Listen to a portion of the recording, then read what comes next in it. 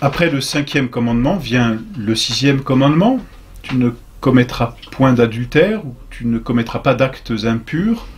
Ce 6e commandement est traité en même temps avec le 9e, qui, lui, ne regarde pas les actes, mais les pensées. En fait, ce sont deux commandements qui se répondent l'un à l'autre. Le 6e concerne tous les actes extérieurs, contre la pureté, et le 9e commandement, lui, concerne tous les actes intérieurs de pensée et de désir contre la pureté. Ce 6e commandement, je dirais 6e, mais entendons 6e et 9e commandement, n'est-ce pas, fait suite au 5e. Et c'est déjà une première chose qu'il faut saisir. Là encore, comme nous le disions pour le 5e commandement, ce ne sont pas des interdits que le bon Dieu s'est plu à donner pour, pour embêter l'homme, bien sûr. Non, non, il y a un ordre dans la création. C'est cet ordre qu'il faut comprendre. Et le 6e commandement fait suite au 5e.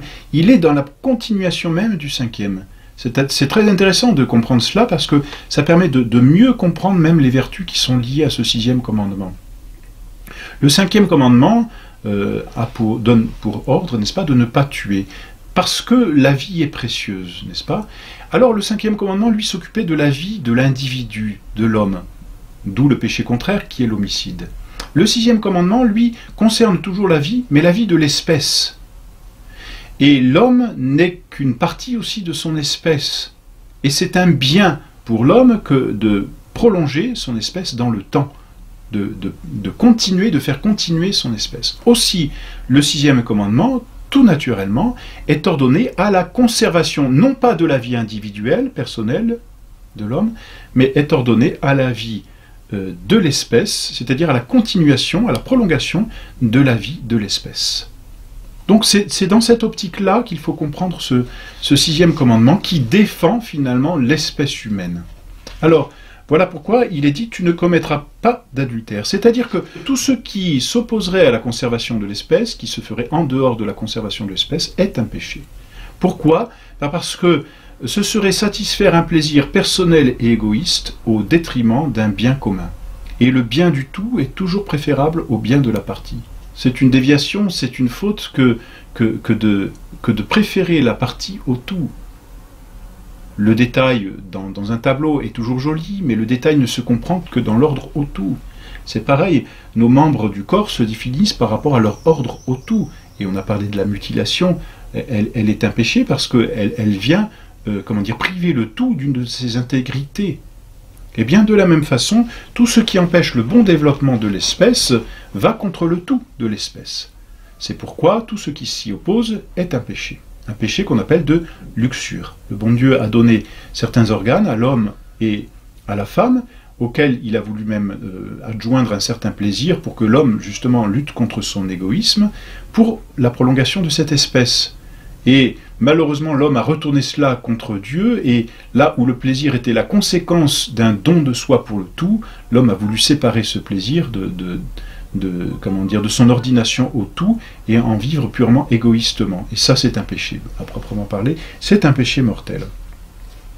Donc, le bon Dieu demande, et c'est l'ordre qu'il donne à Adam et Ève, « Croissez et multipliez-vous, répandez-vous sur la terre, n'est-ce pas? Peuplez la terre, dit-il. » Donc, le bon Dieu donne un ordre à Adam et Ève, et cet ordre suppose en même temps une vertu.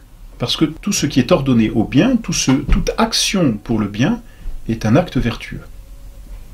Quelle est cette vertu qui ordonne l'homme à son espèce? C'est la vertu de chasteté.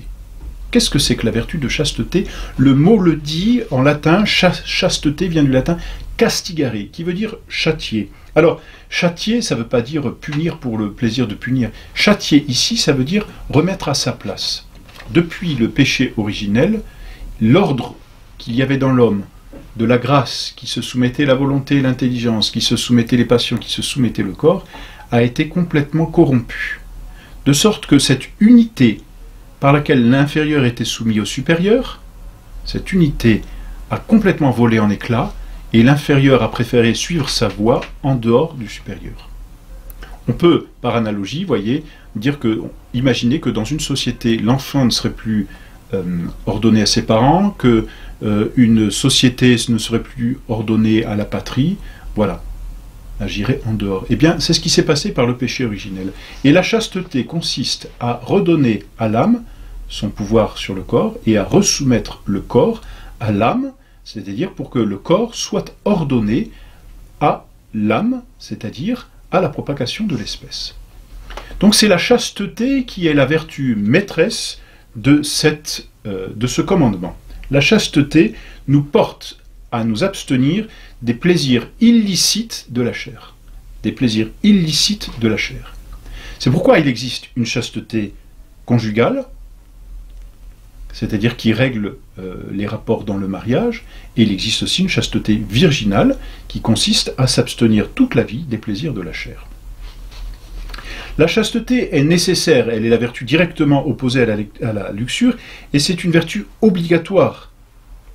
D'ailleurs, que ce soit d'un point de vue naturel ou d'un point de vue surnaturel. La chasteté fait agir conformément à la raison, tandis que la luxure fait agir désordonnément, et quand on agit de façon désordonnée, on agit contre la raison. On agit contre l'intelligence et même contre la volonté d'une certaine façon, puisque la volonté est ordonnée au bien, lorsque l'on agit de façon luxurieuse. Et puis n'oublions pas, d'un point de vue surnaturel, que nous sommes les temples du Saint-Esprit. Ne savez-vous pas, dit saint Paul, que votre corps est le temple du Saint-Esprit? Si donc quelqu'un profane le temple de Dieu, Dieu le perdra. Car le temple de Dieu est saint, et c'est vous qui êtes ce temple.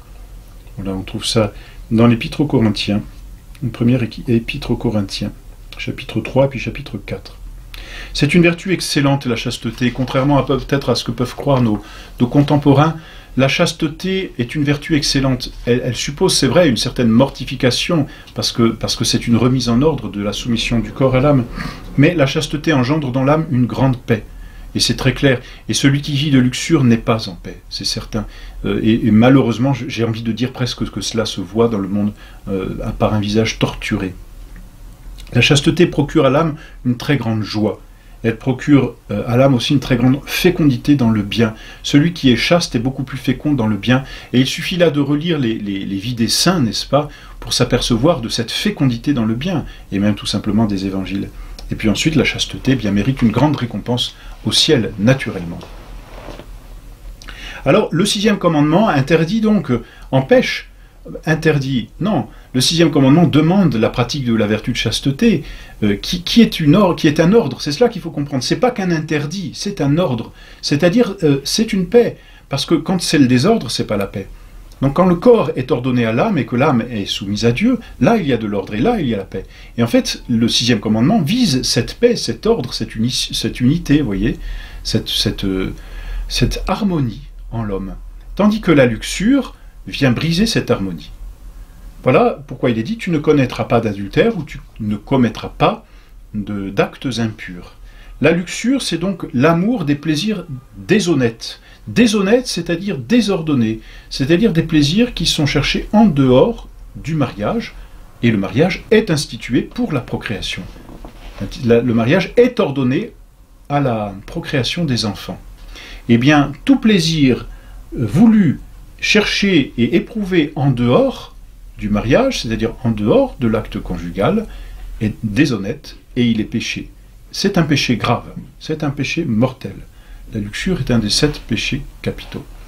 Ce plaisir peut être cherché intérieurement, goûté simplement dans la pensée, et il y a déjà péché.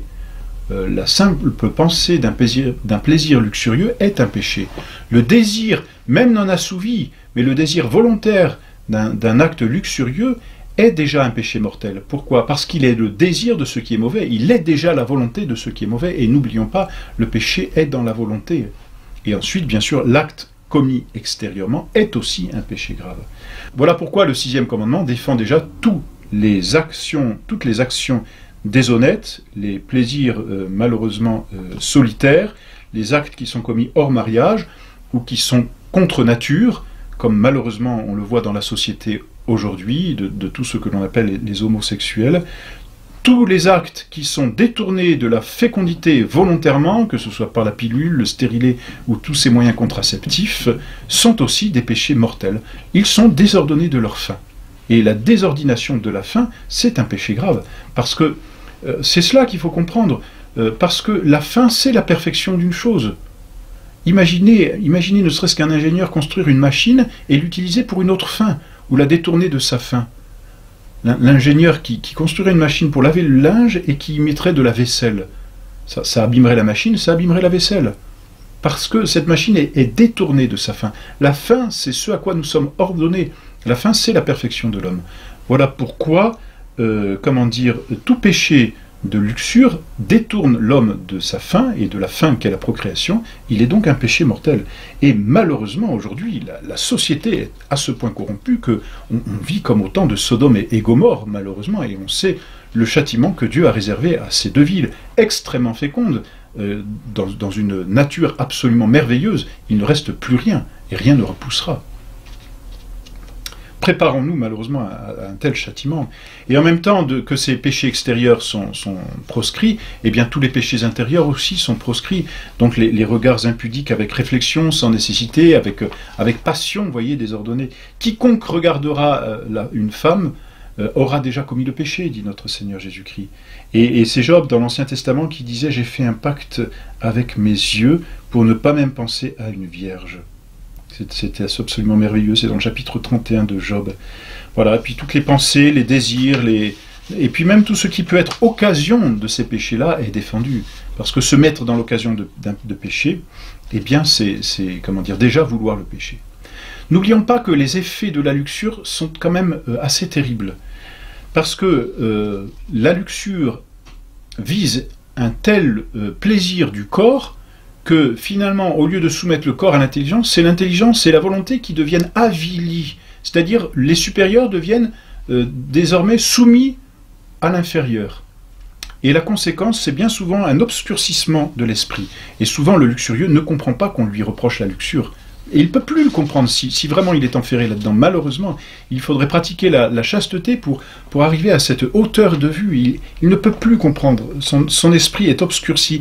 Et avec l'obscurcissement de l'esprit, le luxurieux déteste rentrer en lui-même, c'est-à-dire s'examiner. Et on voit bien d'ailleurs, la société moderne produit des gens inconstants, volages et surtout superficiels. Il y a une crainte, et on peut bien dire que nos contemporains sont timorés à l'excès. Il y a une crainte de se retrouver en face de la vérité. Et la mort est une crainte absolue aujourd'hui, parce que là, elle remet en face de la vérité. Et puis la luxure engendre la dissipation, elle engendre l'inconstance, certainement.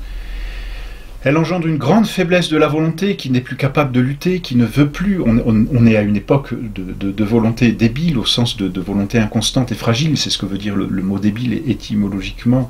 L'oubli de Dieu, l'attachement à la vie présente, c'est ça que procure la luxure, et donc l'oubli des choses spirituelles et l'horreur de la vie future. Et puis, pour la société, c'est un avilissement, et malheureusement aujourd'hui on le voit bien, une dégradation, c'est un déshonneur. Pour pratiquer la chasteté, il faut lutter, c'est certain. Et l'une des vertus les plus essentielles, c'est la vertu de pudeur. La vertu de pudeur, c'est un peu cette barrière qui va protéger l'âme. La vertu de pudeur, c'est la vertu par laquelle on va, surveiller tout ce qui est un peu plus éloigné de la pureté elle-même, de la chasteté, mais qui va la protéger. Donc ce sont la façon de s'habiller. Il y a une façon de s'habiller chastement, avec pudeur, parce que nous sommes les temples de Dieu. Ce sont les conversations, ce sont les choses que l'on peut écouter, que l'on peut regarder, ce sont les amis que l'on peut fréquenter. Tout cela, les affiches, les modes, voyez, tout cela participe de la pudeur ou de l'impudicité, et donc va participer de la pratique de la chasteté, ou au contraire, de l'abandon de cette vertu de chasteté. Pour garder la chasteté, trois grands moyens surnaturels: la prière, le sacrifice et les sacrements. Et d'un point de vue naturel, fuite de l'oisiveté et avoir de bonnes détentes, de bonnes distractions. C'est ce qu'aujourd'hui la société n'est plus capable de proposer, malheureusement. Autrefois, on savait se détendre, et puis même la simple admiration de la nature était déjà une grande aide. Aujourd'hui, on vit trop dans l'artificiel, si bien qu'on perd ce sens de ce qui est naturel, et la chasteté devrait avoir quelque chose de naturel, la pudeur. Voilà, dans ce commandement peut-être bien délicat, n'oublions certainement pas le châtiment que le bon Dieu réserve à tous les impudiques, et peut-être repensant souvent à ces deux villes de Sodome et Gomorrhe qui ont été effacées de la carte pour l'éternité.